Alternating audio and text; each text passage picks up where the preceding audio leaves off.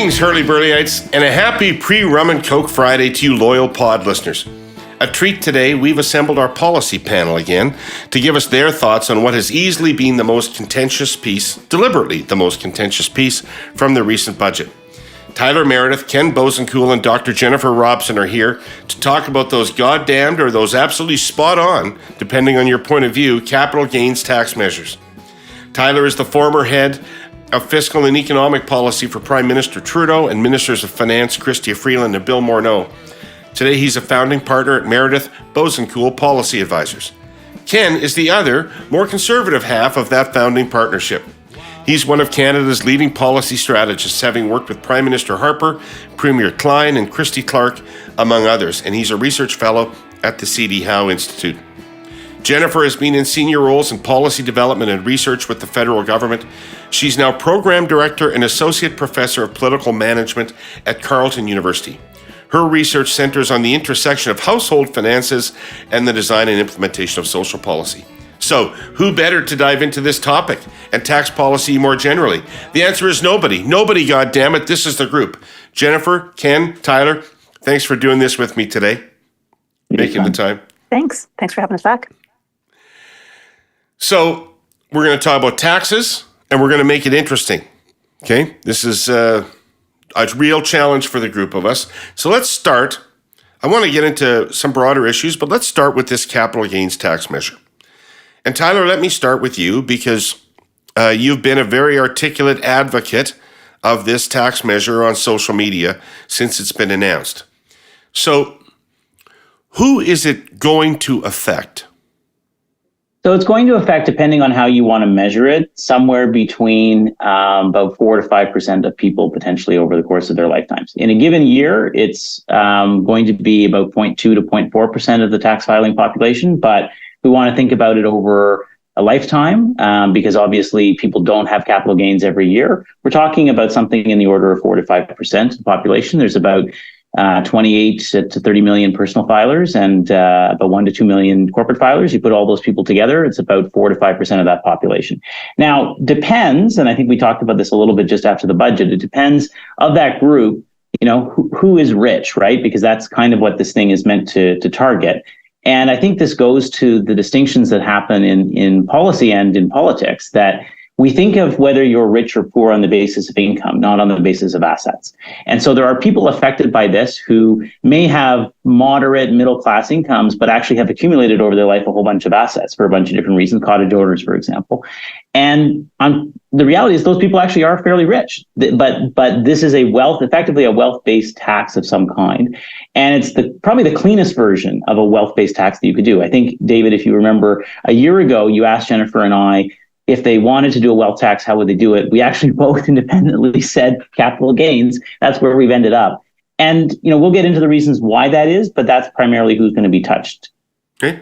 Ken, would you agree with that limited assessment of who's touched by this? Yeah, I think that's right. I think, tax policy nerds, like some of us try to be or pretend to be, Jennifer's a full-blown virgin, evaluate these kind of things on 3 criteria: efficiency, equity, and simplicity. And on the efficiency side, I think higher taxes on capital are less efficient than lower taxes on capital. So I think from that measure, it might fail. But Tyler's given some examples of why it's okay. On equity, look, they're making the rich pay. And, depending on what your version of more equitable is, it probably passes on that. On simplicity, again, we'll probably get into this, but there's a whole bunch of exemptions and special clauses and other things brought in to try and not hit the middle class as they define it. And that's made it very complicated. So it's probably less efficient than what our tax system was before. It's not as simple as our tax system was before, but it's more equitable. And so I think in order to accomplish this goal of hitting a few people, they may have sacrificed certainly simplicity. But that's how I would assess it. So, Jennifer, like your take on this, because I'm a little confused after Tyler's answer, because I'm being led to believe that every incorporated doctor is going to be affected by this. Every landowner is going to be affected by this, other than a property, other than their primary residence. Every stockholder is going to be affected by this. So, does that add up to 4 to 5% of the population, or is it more than the 4 to 5% of the population?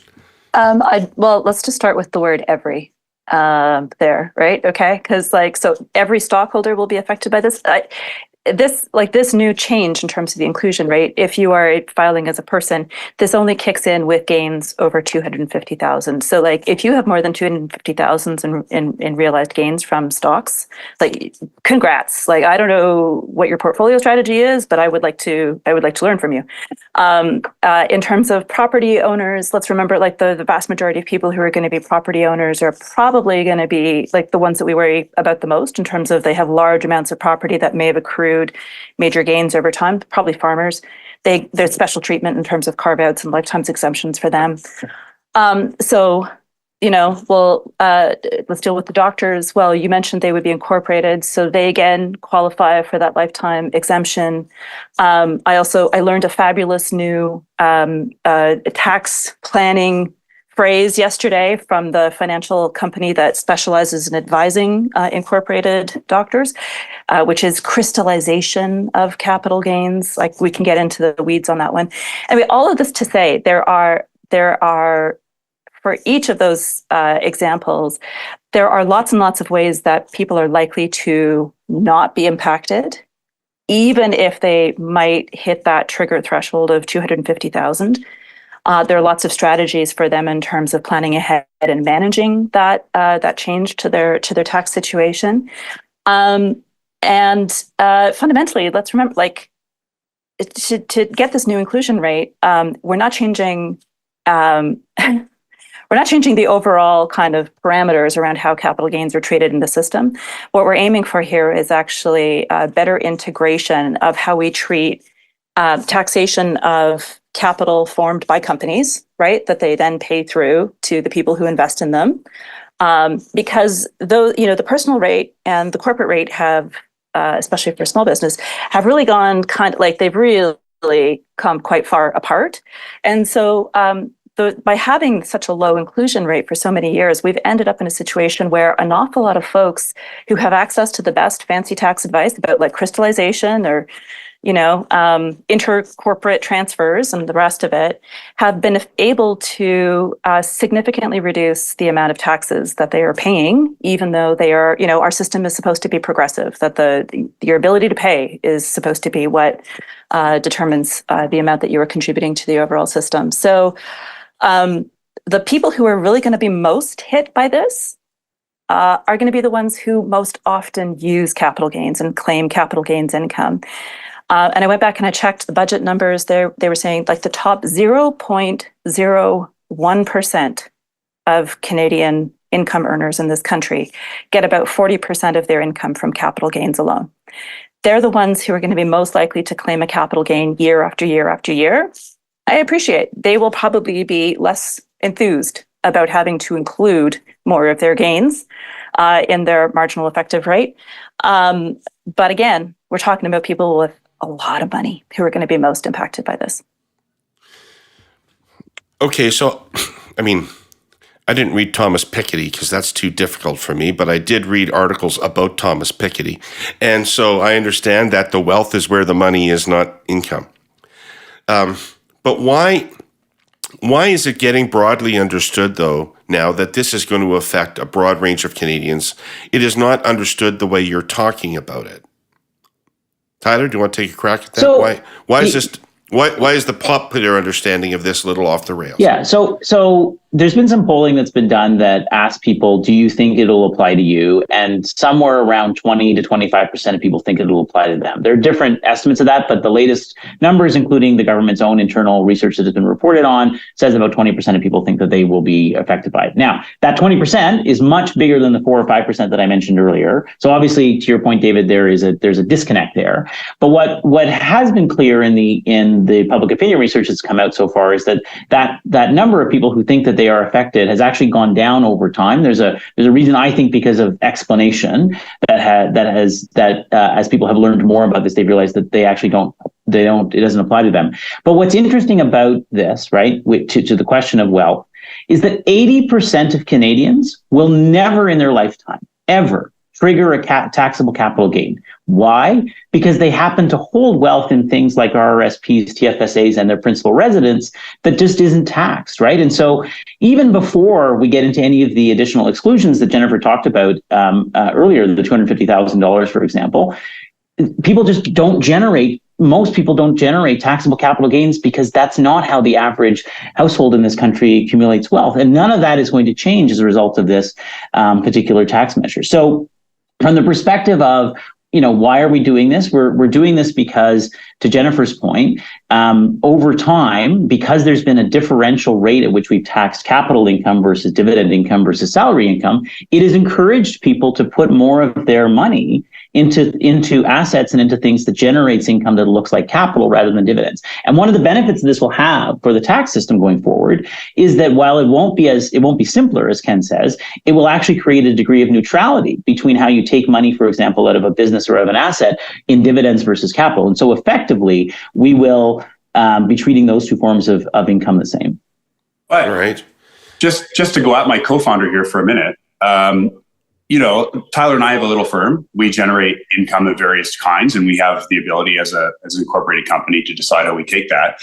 And it may affect us, but we also have an executive assistant who's amazing, who doesn't make the kind of money we do. And if we're taking home less money in the company, that affects her indirectly. So when you say it affects people directly, that's one thing, but investment decisions affect a broader amount of the population. So I think some people, when they're talking about this issue, are saying there's first order effects and second order effects. And I just think it's important to keep those second order effects in mind.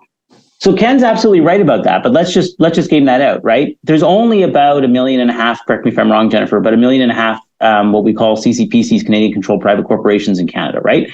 So even if all of those CCPCs were affected by this change, which it will not be because half of CCPCs in this country don't ever make any money. Most small businesses in Canada actually don't make money, right? But for the half that do, they may put some of that money to use. They might, invest in the stock market to build a private retirement for the business owner, whatever. Even if those people are all affected, which they won't necessarily, in my view, be affected, but let's assume for a discussion that all of those people are affected. In a world where there's over 30 million tax filers, and we're talking about maybe 800,000 CCPCs, you see automatically how this is a very small segment of the population when we started to talk about the 30-odd million Canadians who have tax filings. Still a lot of dental assistants who are indirectly affected. Just quickly, one other point, which is, every time we do a tax move, or certainly every time the Liberals do a tax move, they say, this makes our system more progressive. This makes our system more progressive. If you add these up over time, suddenly this is what I call the reputational effect. People in other countries that can move their money around say, look, every time Canada makes a tax change, and they've made how many since 2015, every time they make a tax change, they make it more progressive. And so it's less friendly to the kind of people who invest in our economy. And I think that reputational effect matters. And again, I acknowledge these are indirect effects, but these reputational effects matter. So picking up where we left off last week, wildfires are already raging right this second in Canada. 2023 was our most destructive season on record. I won't quote any statistics because I think we all remember it too well. This year threatens to be worse, the result of climate change and an unusually warm, dry spring. But you've got to know, nobody's just sitting around, resigned to watching it all burn down. Investment in new ideas, real commitment and action, brings hope.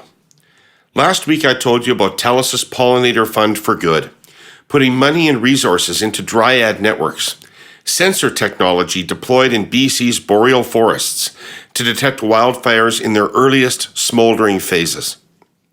Another example is Flash Forest, reforestation technology that blends AI, drones, and ecological science to plant trees in fire-ravaged areas in the fastest and most massive scale imaginable.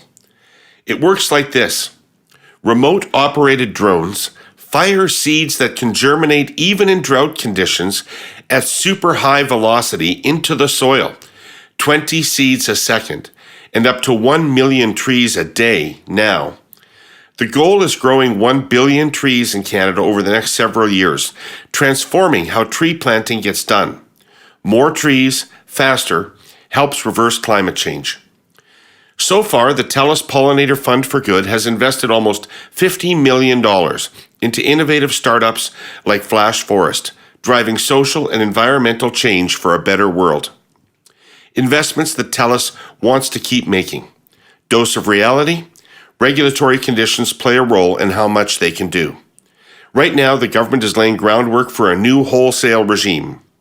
TELUS believes the best way forward is a tailored approach that recognizes regional differences, as well as the companies who keep investing in their services and how they can make Canada a better place to live. Jennifer, Yeah. if one were to look at the budget speech of Paul Martin in 2000, in which I did once, but I don't remember it. I'm sorry, David. I didn't. I'm not suggesting you do it. I'm going to give you the TLDR here. All right. You would find, and this is the budget speech that lowered the capital gains inclusion rate to 50%. Yep. You would find references in that speech to the brain drain, which was a big topic in Canada at that point in time. What do you think is the actual effect of a tax increase like this on decisions about where entrepreneurs set up and establish themselves and create wealth? So for this one, I'm actually going to refer to the literature because I think it's actually important that we ground this and people who've actually studied this stuff. And so for your listeners, if they want like a reading list, I'm happy to post all of these citations later. But I would definitely recommend a piece by the late Rhys Kesselman that was published just at the beginning of the year. And he actually points out we don't actually have terrific evidence for a positive impact of favorable taxation rates on capital in terms of encouraging risk-taking and innovation and gains to productivity.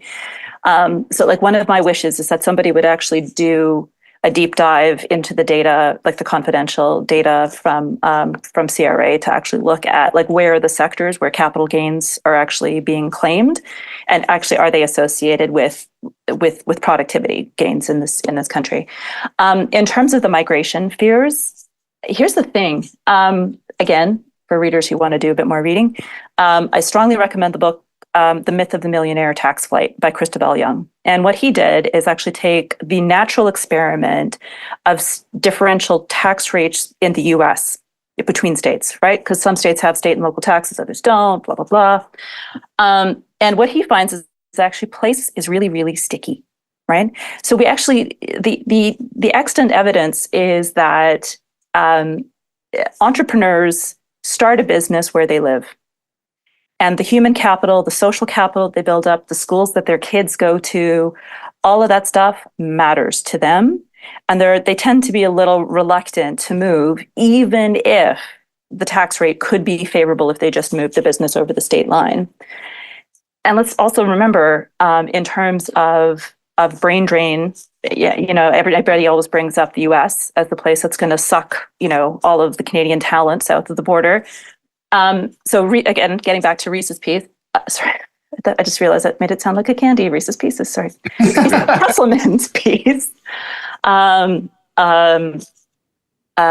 He was actually he ran the numbers, and he showed actually that the Canadian rates on taxation of capital gains are pretty darn favorable, particularly for short-term gains, right? Which is that's kind of the entrepreneurial dream, right? You got a really good idea. Relative to, say, California? Relative to Silicon Valley, for example? He took a look at sort of high tax rates and low tax rate states. California, of course, is a high tax state by comparison to others. So, and when people move, like you're taxed in the jurisdiction where you are deemed to live, right? So if you leave Canada, you're still you're not avoiding the capital gains because you have the deemed realization upon relocation. So again, I think all of these things point to the idea that it's unlikely that we're going to see a massive, massive brain drain as a result of this. Again, for all those reasons around place being sticky, the relative comparability or competitiveness of rates.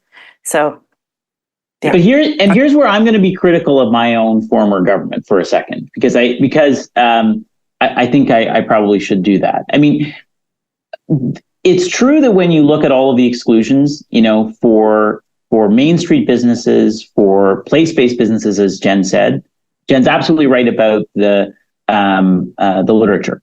But if you are an investor who literally could be anywhere, right? And you're in tech, for example, this will hurt the tech community. I think that's pretty clear. And I think to a certain extent, the government has decided there's just no ifs, ands, or buts around that. And they've made some set-asides that are helpful at the margin. But if you're looking to build $100, $200, $300 million valuation business, there's just no way that this change is going to be, could be spun to be good for you. And of course, you will probably want to, if it's just simply on the math, want to locate in a U.S. State like Florida or Texas that has no state tax. And, net, you probably would be better off if you're starting something new. But why would you do that? Because you would not have access to the talent that you have in Canada. You would not have access to some of the great cultural and innovative opportunities that exist at being in Canada. Now, we have to be mindful about what that looks like over time as a business case.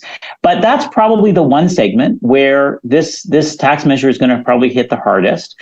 And there's just no kind of way around that. You think Ontario is culturally superior to Florida? Is this what you're asserting, Tyler? I'll take well, that.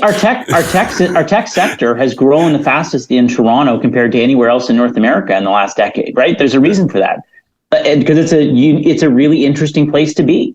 And so, yeah, this does to an extent put that at a disadvantage. The last thing I'll say though is, however, globally, governments, plural, are looking at making changes in the direction of increasing taxation of capital. Joe Biden has proposed a tax rate that would result in an overall tax burden that is higher than this, even when you include state level taxes that are zero, that would be higher than what is proposed here. And in the UK, it's quite likely that a new Labour government, even though they haven't directly answered the question, will likely face a fiscal mess where they are going to have to make changes to capital gains taxation. And the Lib Dems in their manifesto actually propose a rate of 45%, which when we compare to Canada, going in this proposal to about 37%, we would still have a massive tax advantage compared to a lot of other countries. So, Ken, it's interesting, David, just quickly, it's interesting to me that a government that argues so strenuously that a small tax on carbon is going to change behavior there, but a small tax on capital gains is not going to change behavior here, has an inconsistency problem. And the other parties have an inconsistency problem on the same one. So it's fun to watch those debates. And let's probe into this. Let's probe into this, Ken, because it feels to me like we have historically always treated capital more favorably than employment income or other forms of income. So there must have always been a consensus that was a wise economic thing to do, that there was some impact on economic activity, on behavior, on basic human greed, which drives the market, of putting lower taxes on that. I mean, we're talking now as if it's not that relevant, but historically we've obviously considered it relevant, have we not? Yeah, I mean, I think it goes back to this very simple idea that if you tax things that can't move, you can tax them higher, and if you tax things that can move, you tax them lower. And there's sort of been a global consensus on that. And I think in the 70s, or not 70s, in the 80s, there was a universal belief that lower taxes would attract more investment. So there's an international component to taxing capital that if you got out of line. And so I'm actually saying the same thing Tyler is saying, which is that consensus seems to be changing a little bit. But I don't think any one country can get out of a competitive tax regime on capital because it is mobile. And so what Tyler is saying is there's a bunch of different people that are proposing this. And if over time it goes up, I think you'll see it go up in a bunch of different countries, which is reflecting the same consensus that was before, that we can't all have high capital taxes. And maybe they're saying, as other countries go up, we'll also go up. It's the competitiveness between countries that matters for these flows of capital. David, I think another thing that has changed, though, is that for the longest time, right, we always treated labor and capital as being two completely separate and distinct inputs, right, into production. And we decided, okay, we're going to treat them as such, and we're going to tax them differently. And what has also changed in the last many years is various financial planning strategies that effectively are pretty darn good at turning labor income into capital income, right? Yeah. So the lines between these two things have gotten an awful lot more blurry. And that's where actually that integration issue that I mentioned before between, personal rates and then the small corporate rate, that really matters, right? In terms of the integrity and kind of coherence of your tax system. Yeah. Can I stick with you for a second, Jennifer? Okay. Is this thing a big deal or not a big deal? The government, it feels to me, is trying to describe it both ways.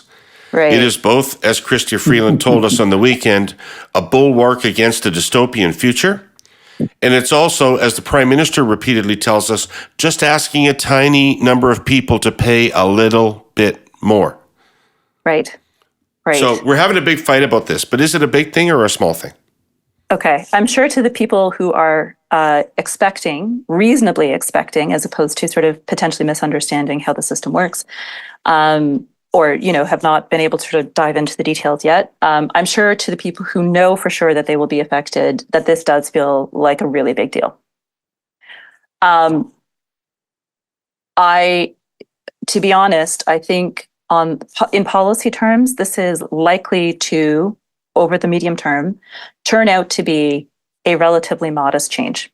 Like, I am not anticipating that this inclusion rate change will significantly lead to outmigration, will significantly lead to a decline in overall productivity and investment and so forth. Like, when you look at past periods where we've played around with the inclusion rate and, other various bits and pieces, no offense whatsoever to that, Budget 2000 speech and sort of the concern about the brain drain.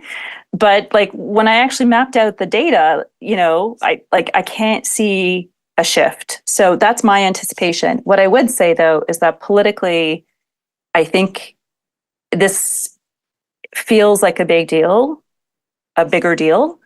And as I said on Twitter last night, this does feel again like a government that is, wanting to scrap in an alley, and they've brought a knife to a gunfight yet again.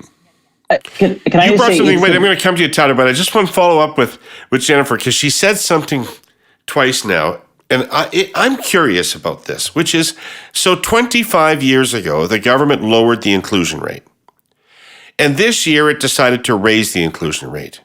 Was there a study done on the impact of the 2000 measure? Great question. Like, I haven't heard anybody offer any evidence one way or another about whether that had any impact whatsoever on productivity, on investment, on anything. But wouldn't that be all available, and wouldn't that be data you would expect to look at before you changed it? The problem, David, is that there were many more tax changes in 2000 than just that one. So you have to untangle them all. There was a huge personal income tax cut and other things, as you've noted before. But I thought Milligan and Mintz and another co-author did some work on this. But again, disentangling all of these things is the challenge. So sorry, Jen. Milligan's paper with Mintz, that was actually published the year before. That was before they had looked at previous periods of capital gains policy changes. In terms of more recent studies, I've read everything that I can that's been published recently on the capital gains, and in terms of impact studies, not entirely clean. I'll happily repost my graphs so people can actually take a look at the trend line themselves. The productivity hasn't been solved, right? No. You're right, David. I agree. I haven't seen that study, and it would be important for someone to do it. But I mean, we look around and we talk about the current economic challenges that we face, which seem to have been endemic for many decades, and yet none of those were solved apparently by reducing the inclusion rate down to 50. I would just say, though, in terms of is this a small or a big thing, this is the biggest revenue raiser this government has done in its time in office, and it's the biggest revenue raiser, in decades. And so it may not have gone as far, maybe, of a class warfare that the rhetoric that matches where the rhetoric is, but it is the biggest individual tax move that this government has made from a revenue increase perspective, and that's pretty important because, I think if we look at the record of tax increases, they've either been very narrowly targeted, like, for example, the financial institutions tax, or they've been largely about trying to plug loopholes in various parts of the system. And this is the first time in which we have a broad-based structural change.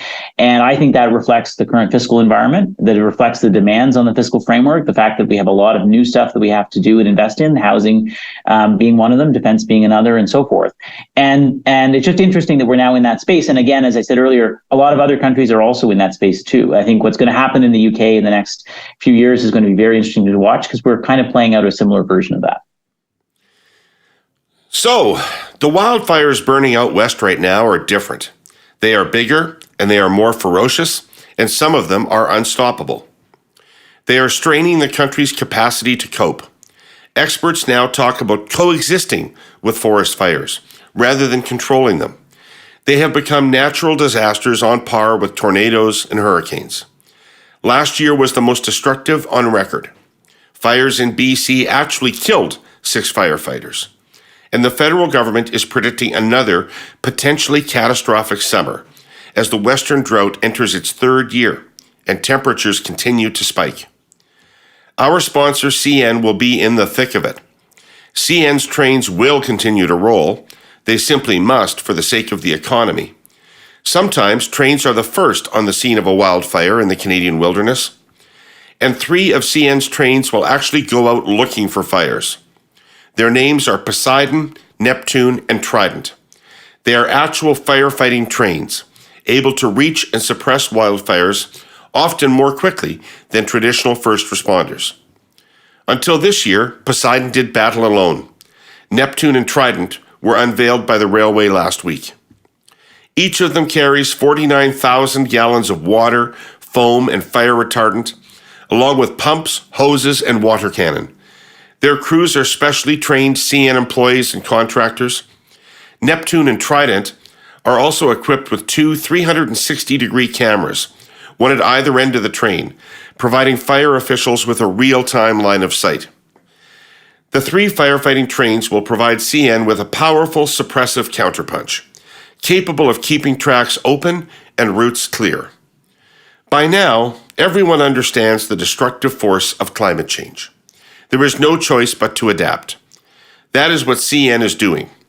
It will spare no effort to ensure its trains continue to leave and arrive on time, and to help keep communities along its network safe. That's a promise.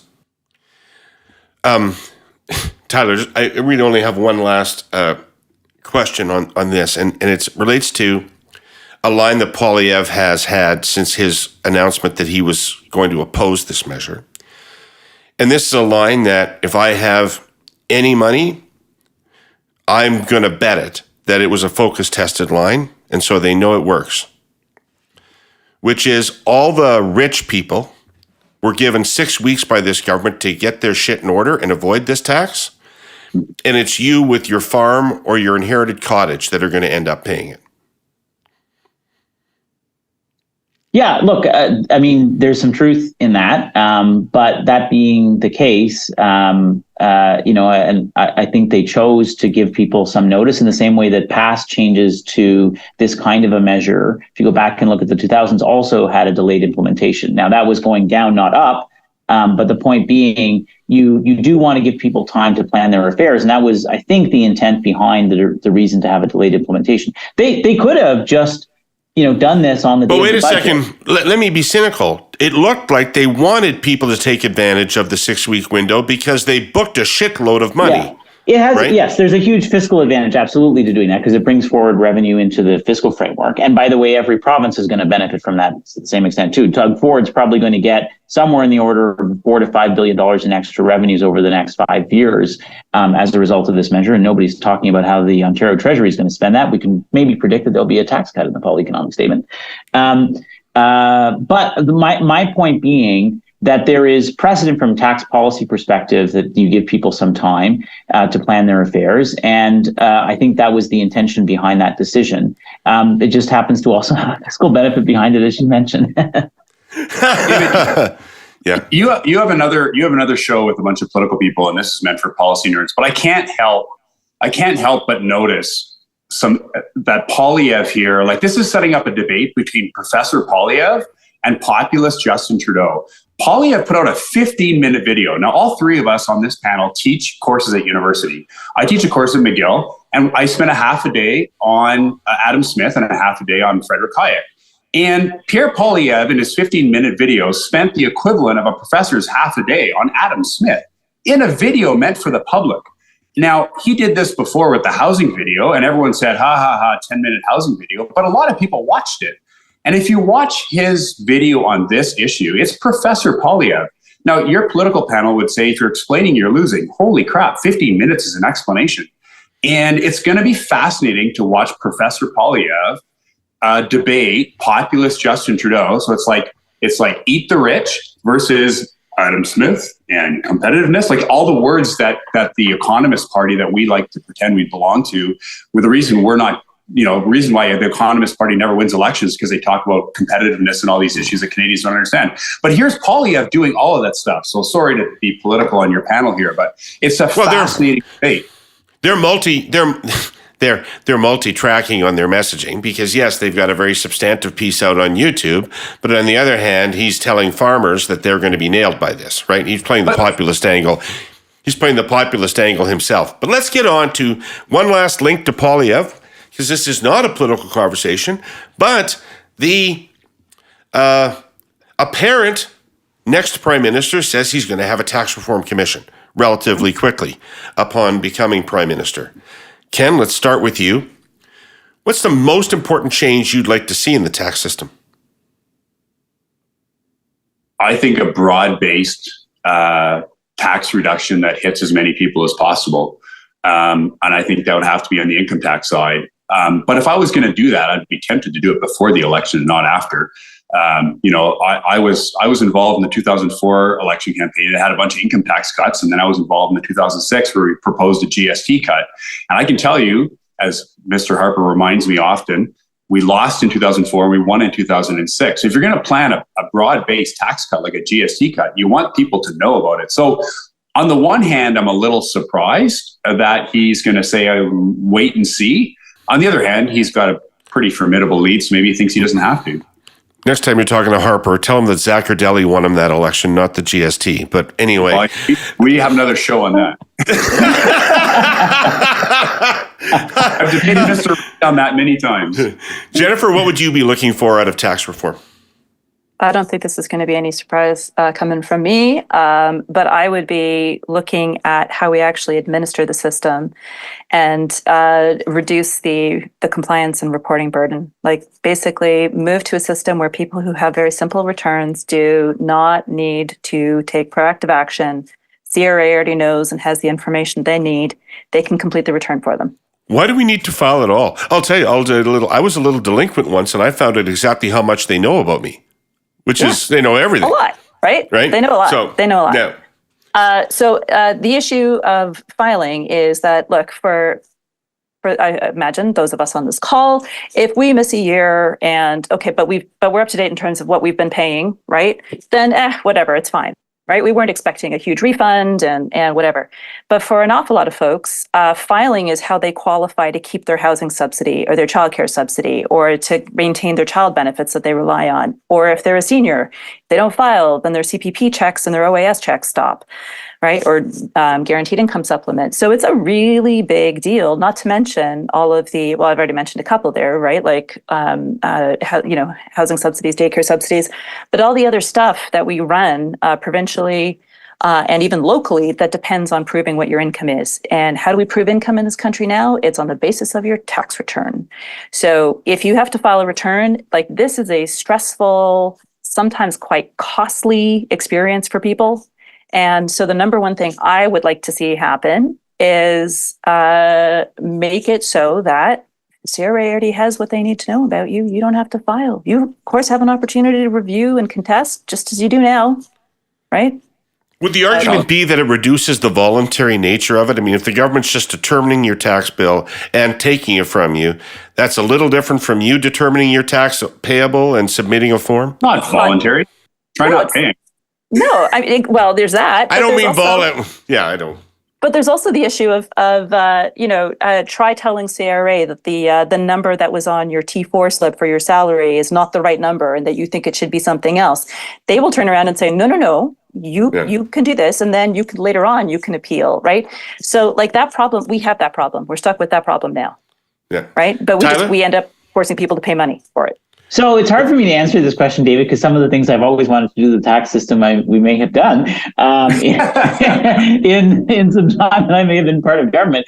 I would note, I think the alternative minimum tax is an interesting idea because it makes sure that, people generally all pay a minimum amount of tax regardless of what their sources of income are. We haven't talked about that, but that's been a huge change in the last number of years. We've kind of flown under the radar, but it's big. The new general anti-avoidance regime is also really interesting because, again, it deals with this international phenomenon where people are able to move money globally very, very easily, and so forth. But I guess if thinking about it now in the current environment going forward, I would say I think we need to look at whether there is something at the kind of bottom to middle end of the income tax system, because we do have a lot of people who pay a modest amount of money. And the question really is like, how are we helping those people kind of with different life events over the course of their life? And I'd say on the business side, and it's going to sound odd for me to say this given the conversation we just had about capital gains, but like we have a problem in Canada that we're not, the number of people who wish to become entrepreneurs over time is actually falling. That's a long run structural historical problem. It's not related to any one tax policy. It's actually a function of changing in labor markets and demographics, for example. But so the question is, how can the tax system play into that, right? How does it create a more dynamic turnover? I think we need to think about on the business side whether there is perhaps a grand bargain that says, we will let you keep a whole bunch of money basically tax-free for the first number of years that you set up a business because we want you to reinvest in the business. But the consequence of that is we're going to get rid of the small business tax rate at some point in time and just have a simple single corporate tax rate, because as companies age, it doesn't really matter whether they're small or big. We want them to grow and we shouldn't really distinguish between them. That would be the ideal, but that's just me speaking. Okay, so I'm obviously dumb because I have a different thought in my head than any one of three of you raised. In fact, it's the opposite thought of Ken. When I was listening to Ken, I couldn't believe what I was hearing. Don't taxes have to go up, and dramatically so? Like, we have ongoing and growing social commitments on the part of government and a flat economy that is not growing, and now everybody around the world is looking us square in the eye and say, pay up on defense. And that's $25 billion, right? So how can it not be that taxes have to go up and materially? Yeah, I mean, I look at what happens if Poilievre wins the next election, and within a few months, Europe and the United States says, buck up to your 2%, buddy. He's going to have a real hard time doing much of anything other than figuring out how he's going to increase defense spending or not be part of the G7. And I think that's a real challenge.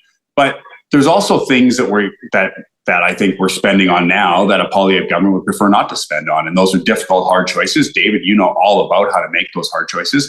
I don't think we're not even close to anything like the fiscal wall we were in the early 1990s, but there's still decisions you can make about what you want to fund and not fund.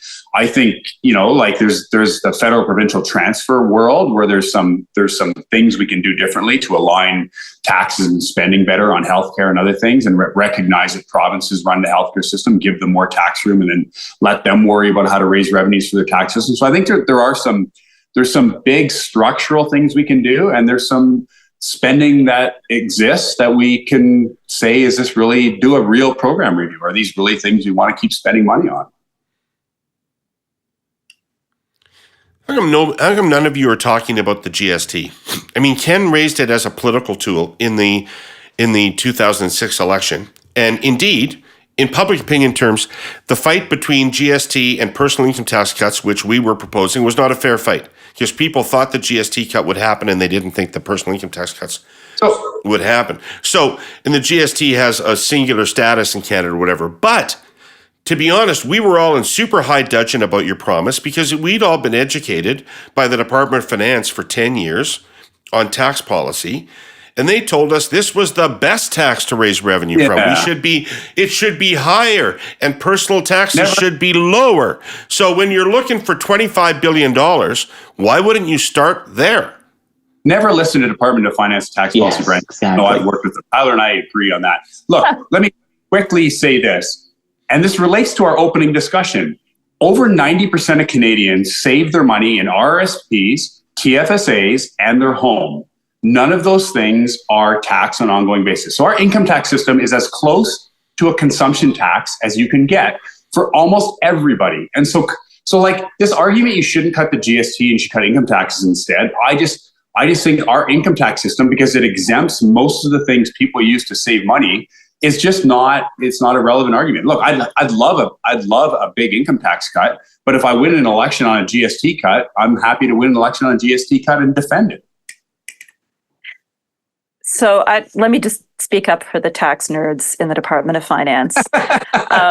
Somebody has to. They make lots of mistakes on lots of things, but on this one, actually, look, the GST, right, as a consumption tax, a direct consumption tax, it ticks a lot of the boxes, right, of classic good tax policy, right? It is neutral. It's not distortionary. Right, it broadens the base. It's like broad as broad can be in terms of your tax base, and it's reasonably quite a low rate right now. What was the estimate? This has probably changed over time, but like each 1% raises about another billion and a half, maybe even 2 billion now, as our population has grown. Right, and in terms of the incidence of the tax, of course, we worry about the fact that there's a certain amount of consumption that we all need, right? And people who have lower capacity to pay are going to get dinged by this as well. That's what we mean by broad base, and that's where the GST credit then has to be adjusted as well. But that's a nice income tested, targeted, but important. You have to file, right? So come back to my original point, my other previous point there. Look, David, I thought it was interesting. Like the basis of your question was sort of, we have all of these social commitments in terms of social spending that we have made. I think Ken has already articulately made the point that a future government may not feel beholden to maintain all of those, right? But I think that this defense policy cost issue is non-trivial, right? And that is one that is going to endure, and it is not straightforward to resolve. Right, certainly not quickly within the timelines that politically other governments have been giving Canada. And can I just underline, David, you made a point about people see the GST, but they don't see other personal income tax changes. So if you look at the 2019 election, Justin Trudeau proposed a tax cut that was in the order of about $5.5 to $6 billion. Andrew Scheer proposed a tax cut that was in the order of $5.5 to $6 billion. So they both had $6 billion per year tax cuts, one in the form of a basic personal amount change, so raising the amount that's excluded from tax, and another changing the credit rate that you get. And we've implemented the basic personal amount change. That saves people a couple $100 a year. That's $6 billion to the Treasury that we've lost per year. And I bet you can't find a person in this country who believes that Justin Trudeau has actually cut their income tax, right? And so you can look at that and say, well, what was the purpose of spending $6 billion a year? Now, arguably in that election, it helped draw to even between the Liberals and the Conservatives on that point. And I think there's some public opinion research behind that to support it. But my point being, tax cuts, especially if that's where personal income tax cuts, which is where Poilievre may end up on his task force, he may get some benefit out of that. But unless he has something very specific, it's going to be hard politically to get traction for people to actually remember it. Yeah.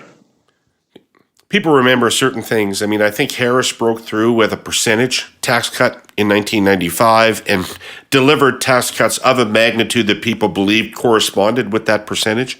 Mm-hmm. That he had promised, but in my experience, tax policy is extraordinarily difficult to communicate. Before I let you go, I have one question, because I'm getting more left-wing as I get older. You're defying gravity. I have a question for you, which is that the top marginal rate in Canada and all the Western countries used to be extraordinarily higher than it is today.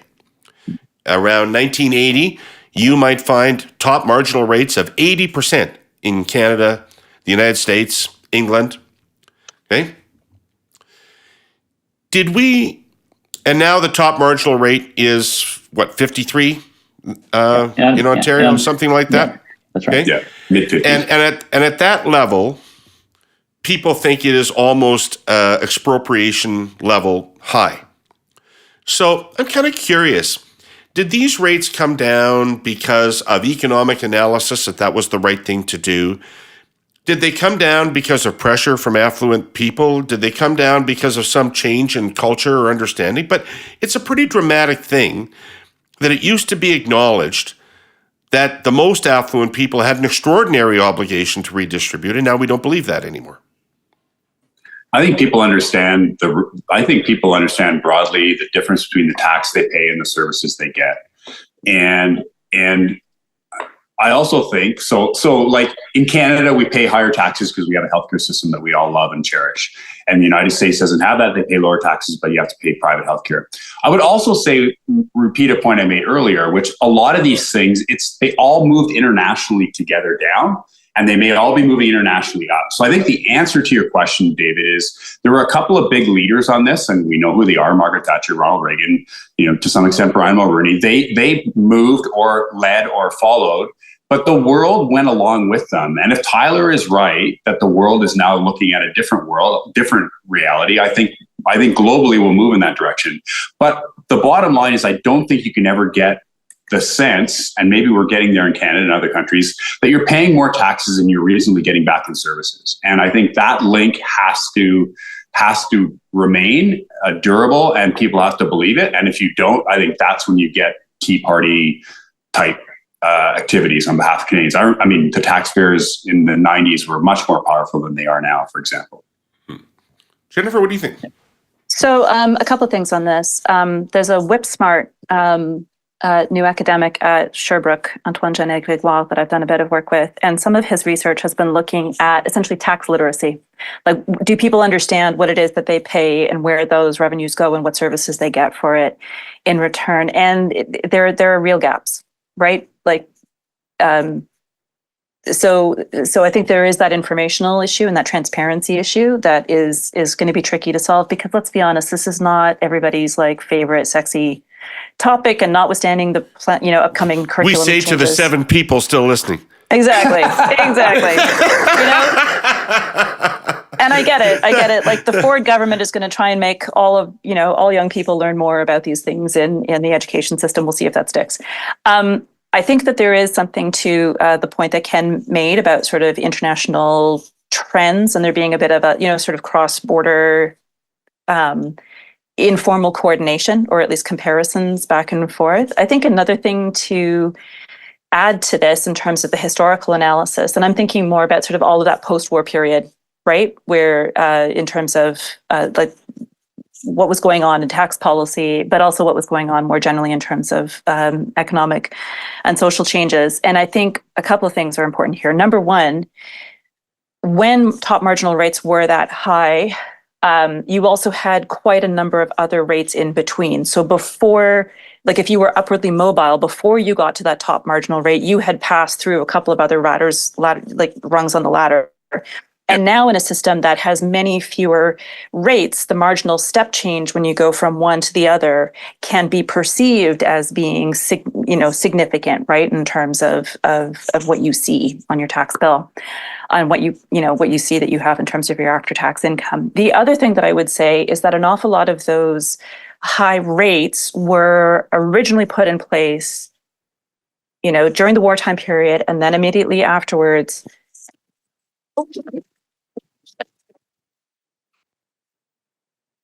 Sorry, using my hands and managed to pull out my own earbuds. Whoever said tax policy can't get you animated. There you go. See, talking too much with my hands. But in that post-war period, that there was a general assumption of lower social mobility, right? So if you were a rich person paying the top marginal rate, you had always previously been rich, and you would continue going on being rich. And so in a world where you have increasing social mobility, which is a good thing, right, then I think you have less of a consensus or less of a willingness to say, aha, yes, the rich people should pay the top marginal rate, because the hope is one day you'll be one of them, right? And so if we are also now in a world where the international community is perhaps shifting on this, but also where there are concerns about the persistence of intergenerational mobility, maybe some of those conversations change. Right. Do you think there's room for higher rates, Tyler? Well, So is there room? I mean, yeah, there is some room for higher rates, but I'll just go back to a part of the question that you posed just before there. So if you go back to the 80s, right, one of the most influential people who helped inform the case for why it's important to reduce rates was Arthur Laffer, right? This American economist who did work with the Reagan administration. Curve. Yes, the Laffer curve. Yes. And the Laffer curve says that if you lower rates, you will effectively actually raise government revenues. Now, nobody's ever really challenged Arthur to actually show his math on that, but the reality is that isn't exactly I thought Reagan true. Showed the math, and it didn't work. I thought Reagan showed the math, and it didn't work. Yeah, it doesn't work. Alberta numbers. Well, all I will say is, it didn't. Well, sorry, work. am I wrong? Reagan implemented that policy, right. and the deficit went sky high. Yes, he did. So did Trump. So yes, exactly. So this notion that lower rates lead to growth is a very, appealing, alluring idea, but it doesn't really play out that way for a bunch of reasons, in part because people take advantage of lower rates and money stays on the side and they invest elsewhere and so forth. So, but the best you can say of that whole experiment is that we lowered rates and we kind of got about the same, at least in Canada, we lowered rates and got about the same percentage of tax yield as a share of GDP as we did before. So our revenue didn't go up, but our revenue didn't go down either. So that's maybe not a bad thing. It means the tax system is more efficient, but it didn't do many of the things that we hoped it would do. Like as we said before, it didn't address productivity, it didn't lead to substantially new levels of investment, it didn't address income inequality, it didn't help the middle class aspire to or be able to move up in the rung of the ladder. But one of the things I think that this whole discussion points to, and it goes back actually to a conversation that I had with someone in government as I was leaving the government in 2022. And I said to them, one of the things that I learned from all of my time working on budgets and tax policy is that the tax system gets explained to you, like David, I'm sure those folks in the Department of Finance did for you, that it's this mechanical thing, this very finely designed mechanical thing. And you have to be very careful in touching it, because if you touch it, things will blow up, right? In reality, it's not that at all. The tax system is in many ways actually an expression of our values as a society, right? And so if we decide that we want to raise the capital gains rate because we have things that we need to invest in like housing, that's a perfectly appropriate thing to do. It'll piss off a whole bunch of tax accountants and it'll get a bunch of lawyers on Bay Street very active. But the reality is the tax system, because at its base is about how do we collect money and how do we spend money, it's about the expression of our values. Tyler, a senior person in the Department of Finance once told me that there's only a handful of people in Canada that actually understand the Income Tax Act, and none of them work for the department.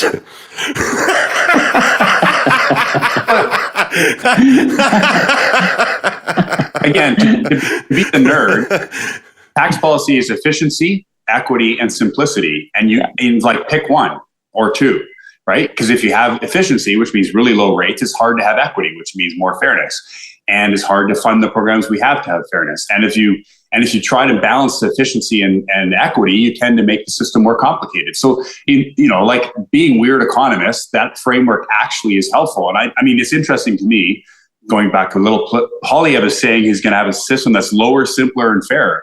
Again, it's Professor Poilievre. Those are the three criteria we use to evaluate tax reform. So I don't want to get political, but you've left me unsatisfied on this last point. And you're not a tax panel, you're a policy panel.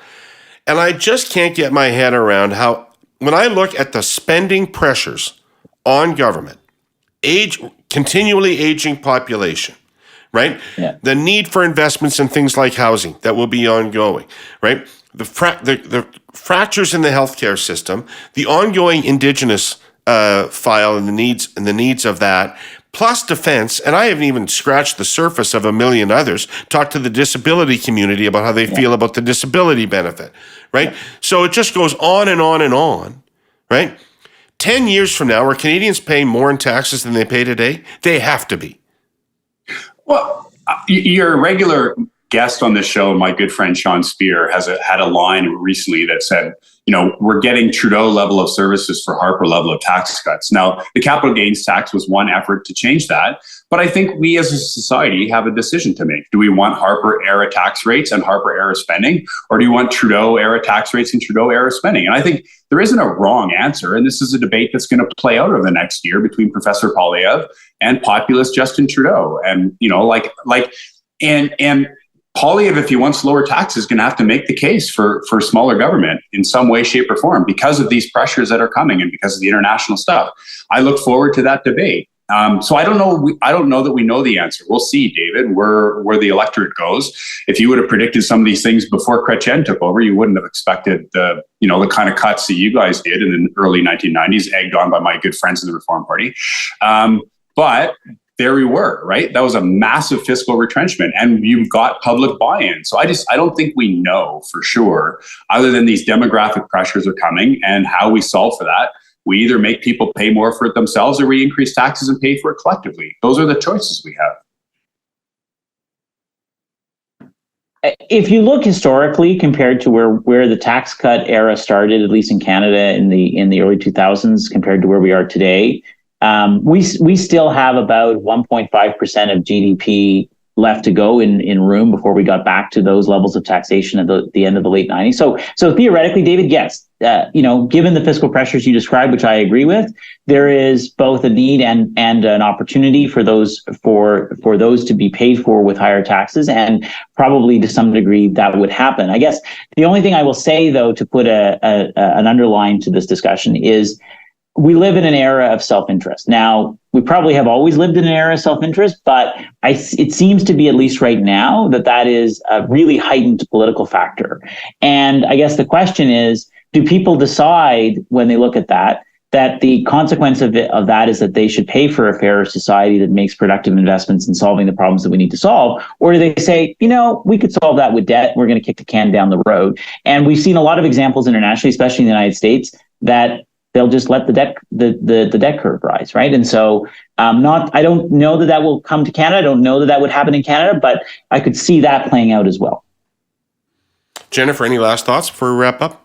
Well, I guess this. When it comes to this question of will we be paying more in taxes, I think Tyler has rightly pointed out that the actual, as a percentage of GDP, to sort of like restore sort of that fiscal room that we used to have, it's actually not a massive change, right? So when we're talking about paying more, the question I think really comes down to, if you wanted to restore sort of rates of taxation to be more in line with rates of spending, how do you do that in a way in terms of the distributional impacts? And there's a lot of, that would be a whole other podcast conversation and discussion, right?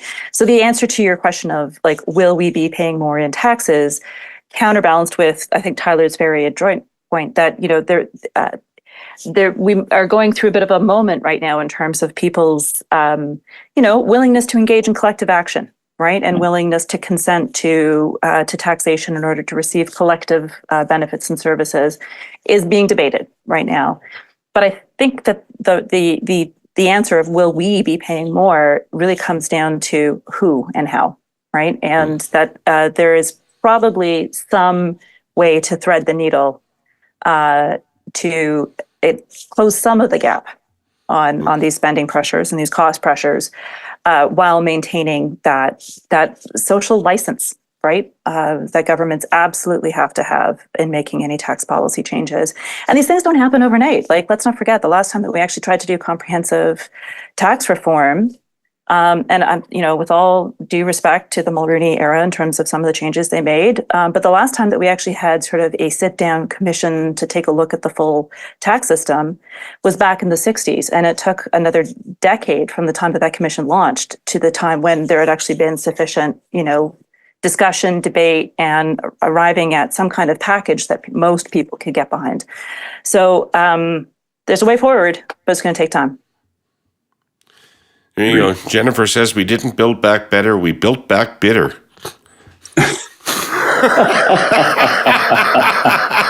Bitter. David, you should coin that if you haven't. You should. You really should. You need T-shirts and everything. Yeah. Maybe we should send that to the tax policy branch of the Department of Finance.